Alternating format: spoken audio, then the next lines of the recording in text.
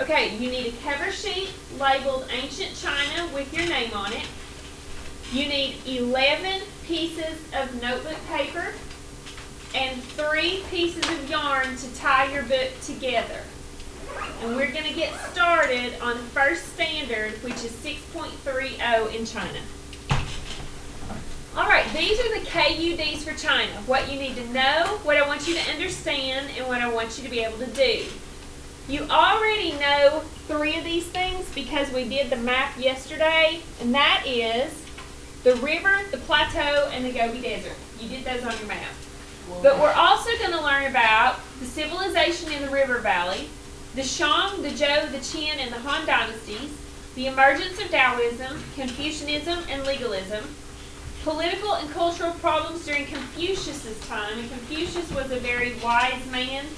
Lots of times you'll hear people say Confucius say, and they'll quote something. It's a wise saying. The achievements of the emperors, the diffusion of Buddhism, and the significance of the Silk Road. Silk Road was not made of silk. Would be kind of cool if it was, but it wasn't. They traded silk on it. Alright, then I want you to understand how and where civilization in China began and how those dynasties grew to be so powerful.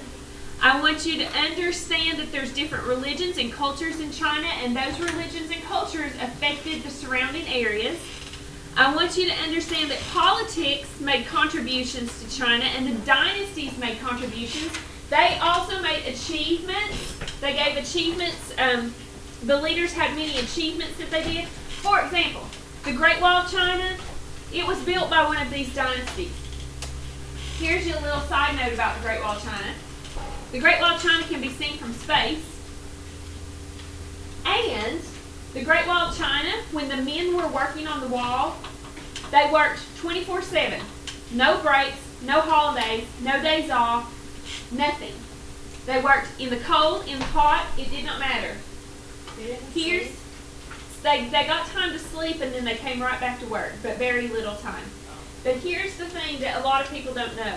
The men who worked on the Great Wall of China, if they were injured, if they froze to death, if they died of starvation or thirsted, whatever, if something happened to them and they died while working on the Great Wall, they threw them in the wall and built it on them. That is mean. So they're like bones in the wall? Yes. Alright, so we're going to talk about the Great Wall of China, and we're going to talk about the impact that the Silk Road made on the region. Alright, then things I want you to be able to do. I want you to be able to locate places on the map of China. You can already do that because we did that yesterday. I want you to be able to explain to me in written and verbal form, I should say, verbally, tell me, or in written form, the impact that China made on the region, the different cultures and religions and governments, and the contributions that the dynasties made. Alright? Alright, so you're going to number each one of your pieces of notebook paper. So you should have 11 pieces of notebook paper, so there should be 11 pages. We're not numbering, like I said, we're not doing front back, we're just doing front, okay? Oh. Alright, so number your pieces of notebook paper. Page 1. I want you to write at the top of page 1, bell ringer. Alright? Bell ringer. You have 3 questions for your bell ringer that I want you to try. Now I realize that you may not know how to spell them because I want you to flip your map over and try it without using your map. Alright, so no cheaty. Shiny. Alright, so I want you to put bell ringer at the top of page 1 and try these 3 questions. If you spell it wrong, it's okay. It's no big deal, but let's see how we do on it. Alright, first question, without looking at your map of China, what is the name of the river that you marked on your map? How many of you know, absolutely positively sure you got it right? Okay.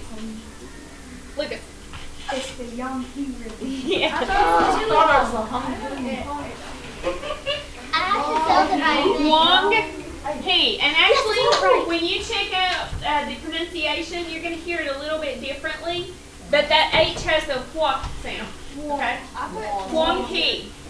Alright, question 2. Who absolutely positively knows that they got the desert that lies north of China? Alondra. Gobi. Who got it? Me. Nice. Desert, 1S, because there's only sand. Okay? And last one. On what continent is China located? Yes. Who got it? Me. Nice. Asia. Good job. All right, switch now from page 1 to page 2. And I'm going to have you write the standard. Okay? So at the top of page 2, you're going to put standard 6.30. All right? I want you to write only what I have circled in green. Do not write anything else. Only what's in green. All right, we're going to take notes now on this standard. So, draw a line underneath the standard all the way across your paper. And we're going to start taking notes about 6.30. Now first, before we do, this was the map you did last night or yesterday in class, correct? Yes. Okay, find your map, pull it out, and I want you to double check it. This is what your map should look like if you got it correct. Now let me enlarge it. All right, the Great Wall of China and the river and where you marked China and the Plateau of Tibet, that was easy. So was the Gobi Desert right here. Now remember, I told you if you need to correct something, you can do that. Okay, so if you need to correct something, do it. Yes, Katie? Does it matter like how far you placed it, or is it Oh, on what? on like the map? The map key? Yes. Well, no, on the map, does it matter where, like, how far you went over? You talking about India and the Himalayas? Yes. That's what we're going to talk about right now. All right. Okay? Because that may be where some of you need to correct. Is that This in will. each color? I didn't get my map right, actually. Okay. All right. Now, India and the Himalayan mountains are what you may need to correct. Because India was a little bit tricky. This entire area here, all the way around, here, here, here, here, that's not all India. So, if you looked at the map in the room yesterday, you would have seen that there is a little place, and I may not be pronouncing this correctly, but I think it's called Myanmar. It is right here. Do you see that line just north? That's supposed to be a boundary line. So this right here is India. So if you colored this area in, right in here, that's not India. So you need to erase that. Okay? Try clearing it off some way. And I want you right now to mark this boundary line. All right? Now, when you go north up here, you're going to run into Pakistan right here. Do you see it? Yes. There's a boundary line there as well. It is right here. Those are your two boundary lines for India.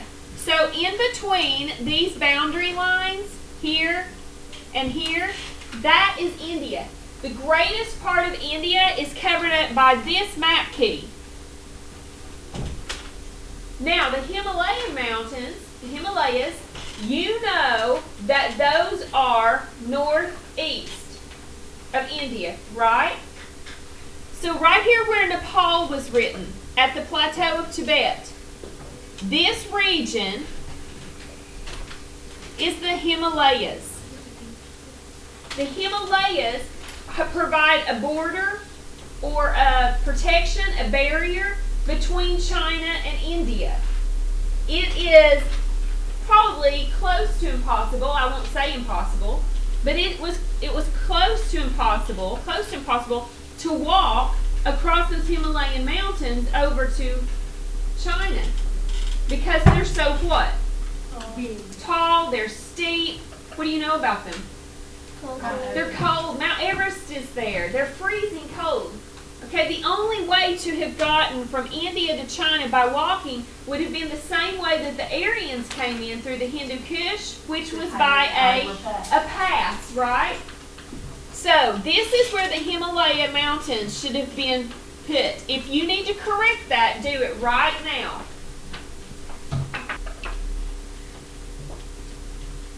All right, so we're going to move right along now that we've got our map corrected and we know where everything is.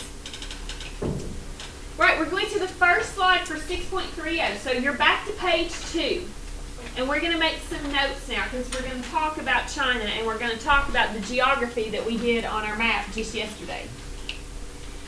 So, it says, China lies northeast of India on the continent of Asia. All right, so on my notes, I'm going to put China. Where did it say it was located? Northeast. Since I'm taking notes, what's an abbreviation for northeast? NE. NE. Northeast of what? Asia. India. India. Northeast, right here, of India. On what continent? Asia. Asia. So I'm going to take notes. I'm just writing short. So northeast of India, continent of Asia. I can even put continent, Asia. That was pretty short, right? Yeah.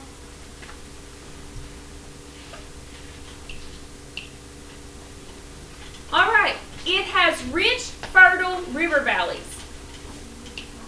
Okay, so what do I need to put? Fertile river valleys.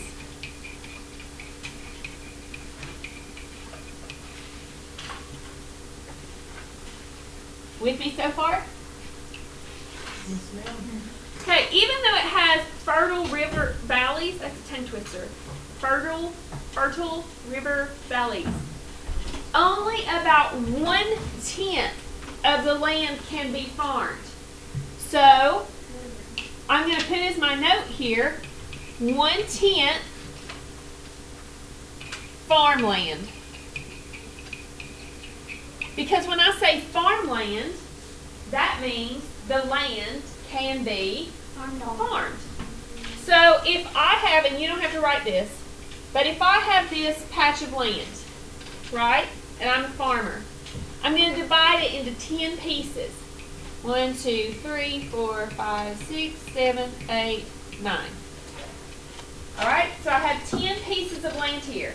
If I were a farmer, I can only farm 1/10 of my land. That would only be one section. The rest of it's not farmable. There's a reason for that. China's very mountainous, very hilly. So if I'm a farmer, I've got to think of a really smart way to be able to use this other part of my land because it's going to waste if I use it for nothing. So, what they did was they started terrace farming. Oh, I know what that is. It's cool too, isn't it? Yeah. I'm going to show you some pictures. Where it's like this. All right, so let's write that one down. 1/10 of the land is farmland. So we're going to put started terrace farming. Terrace. Like a terrace on a house. You go out onto the terrace. Oh. All right, what they would do is they would take those mountain or hills and they would cut them like stair steps. So it would be flat, up, go up, flat, go up, all the way up it. And then on the flat land, I could farm. Now I'm going to show you a really cool picture of terrace farming. Okay, let me go ahead and do that right now.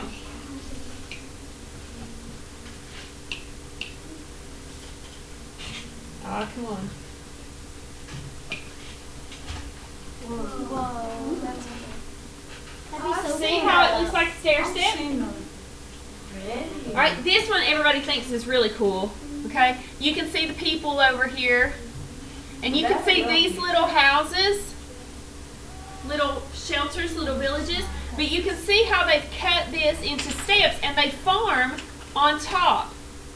This one is an aerial view, and you can see the terrace farming going down through here. You can see the terrace farming here, right in here, here, here. everywhere. That is terrace farming. That is a better use of your land because you can't farm straight on the mountain, can you? It's too steep, it's too rocky, you can't get equipment there. You can't even hardly, how many of you have climbed a mountain before and there were some points that it was so steep you thought you were going to have to crawl? Right, you can't farm on that. So they terrace farm. Alright, now let's go back to our slide. So if they terrace farm, they can use every strip of land for farming, even their mountains. Alright, now, on your notes, draw a line under that, and now we're going to write the name of the river. Huang He. Now we're going to talk about why it's also called the Yellow River. Alright, the Huang He River stretches for about 2,900 miles. So, is it long or is it short? It's long. It is very long. 2,900 miles long.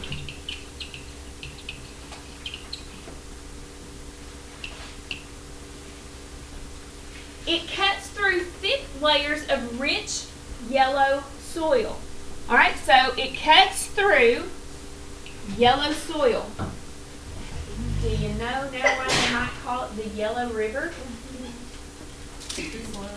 Why's the soil? The soil may make the river look what? Yellow. Okay, so we're going to write down cuts through yellow soil called loess. L-O-E-S-S. Alright? So, cuts through yellow soil called loess. I messed that up. L-O-E-S-S. Okay, do you think that river floods? Yes. Oh yeah, it floods really bad sometimes. Alright, the yellow color of the silt is what gives the river its name. The rich soil allows farmers to grow large amounts of crops on small plots of land. Their soil is so rich that even though you have those small plots of land to farm on, if you have really good rich soil, are your crops going to do better? Yeah, so even though they have a small amount of land, they still can grow a lot of crops because that soil is so rich and fertile. Now, I'm going to tell you something that's not in this slide. That soil, that loess, is a blessing, but it can be a curse as well. Because that soil is not like the dirt out here in our yard. It's a powdery, kind of fine, like, it's kind of like baking soda, or it looks kind of like baking powder or baby powder, or it's real fine. And when it gets into the river, and the river starts rushing and maybe start overflowing its banks, yeah, it'll wash that silt up onto the land, and it will make the soil rich. Okay? But if it starts washing down the river because it's flooding and it gets to a dam, guess what happens? It clogs it up.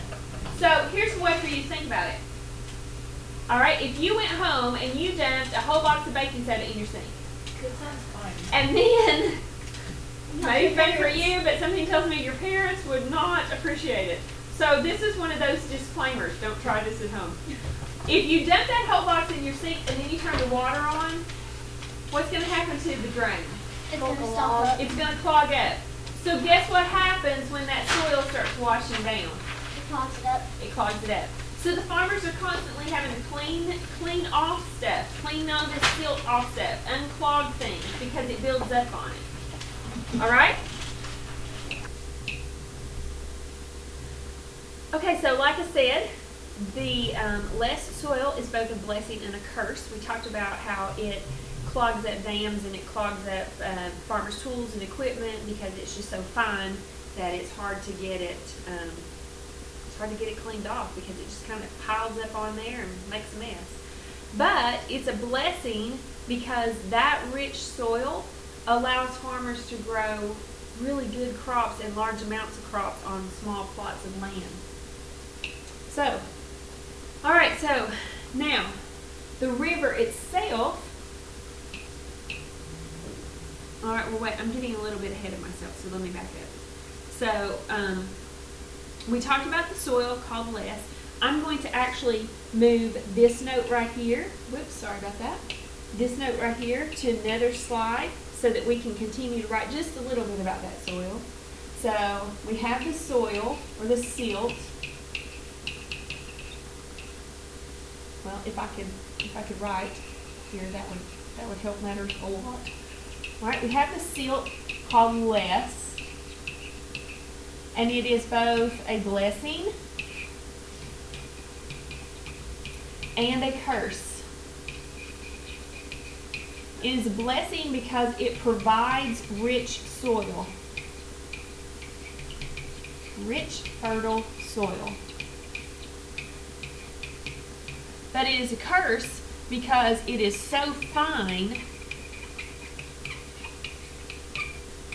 that it clogs up dams and farmers' equipment, and it just can be a mess. All right, so now we're going to go back to the river. We're talking about the river, actually.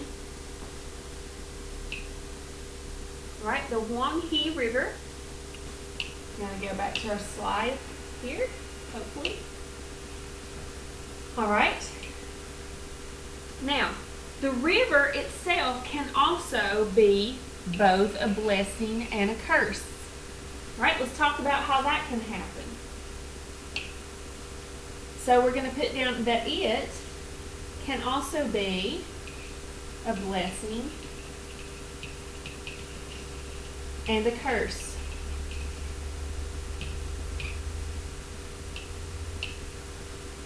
All right, it is a blessing because it brings the land water that is greatly needed for crops. So I'm going to add that here. Whoops. It brings water to crops so that they can grow larger crops, better crops, more crops. All right, but it also can be a curse when it overflows its banks. So when it overflows its banks, it causes flooding. So it overflows its banks, which causes flooding. All right, and when the river gets when it really starts flooding, it gets really crazy. I'm going to show you a video in a minute of the river flooding. Of course, any river that if it rains hard enough and the river starts overflowing its banks, the flooding can be severe. And the rivers will start running really rapidly, and they will get very strong, and they will wash away things that are in their path, or in its path. Now with the Huang He River, these floods become so enormous that like I said, it washes away anything that's in its path. And the flooding of this river has caused a lot of deaths of people that have been caught in the flooding. Because of that, the people of China have renamed the river, well, not really renamed it, but they also call it China's sorrow. And the reason they do, it's in honor of those who have lost their lives, who have died due to flooding. All right, so I'm going to make a new slide here.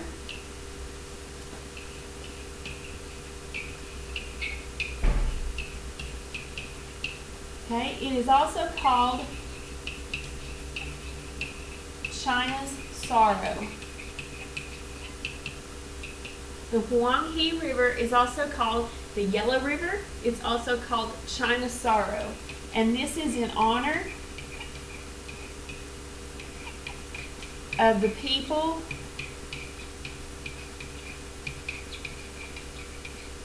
who have died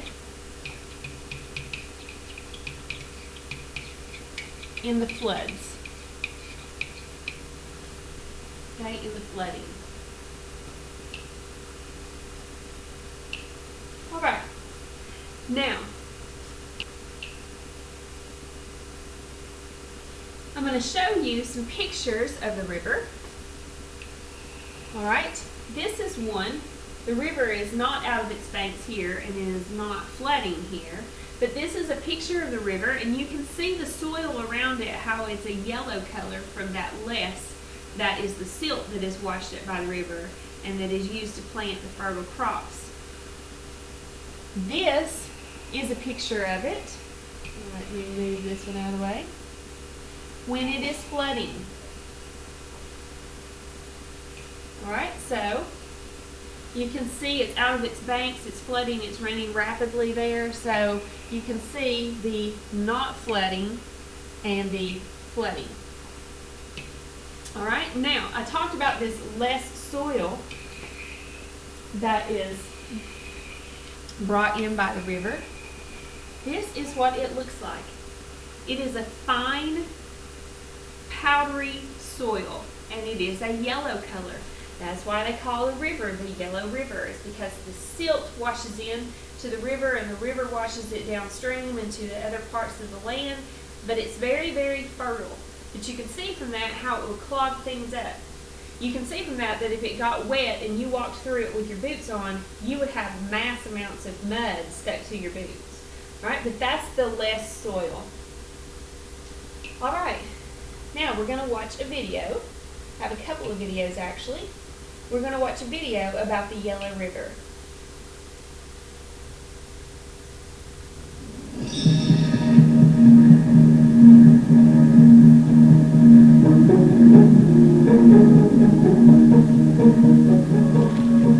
Huang He is a Chinese word that means Yellow River, and this is the Yellow River.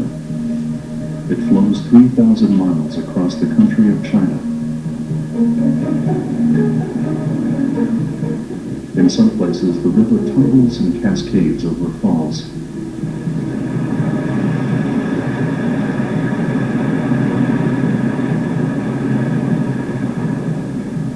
In other places, like the flat delta, it inches along its banks.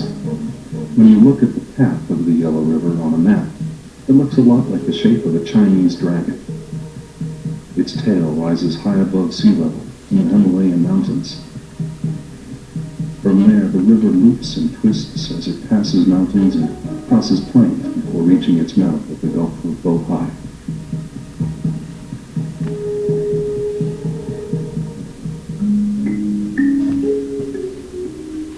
This is where the river begins, high up in the Himalayan mountains, about 15,000 feet above sea level. The melting snow from these peaks flows into streams that trickle across this plateau into two giant lakes. From the lakes, the waters begin the winding 3,000-mile journey to the sea at the other side of the country.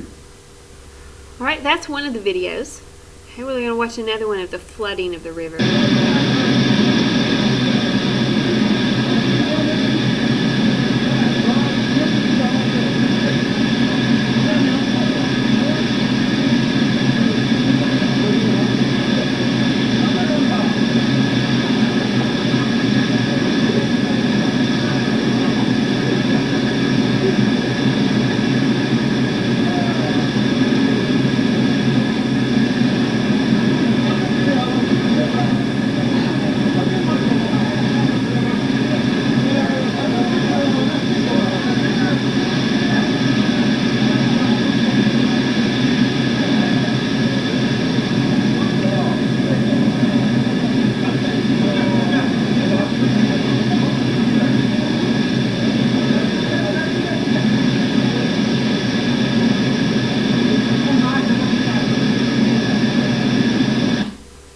So from those videos, you can see how violent that river flooding can be. Alright, so we've looked at the map, we've talked about the river, we've talked about the soil, we've saw videos about the river, we've seen the terrace farming. So now on the back of your paper that has standard 6.30, I want you to do this little quiz. 5 questions. Okay, I'm going to time you for 7 minutes. Alright, let's look at the questions first before you do them, and then I'm going to set the timer and we're going to give this a try. Number 1 is, why did That should be an ancient city. Why did an ancient civilization develop around the Huang He River? Number 2, why is the Huang He River called the Yellow River? Number 3, what is the silt that is deposited called? Number 4, what great desert is located north of China?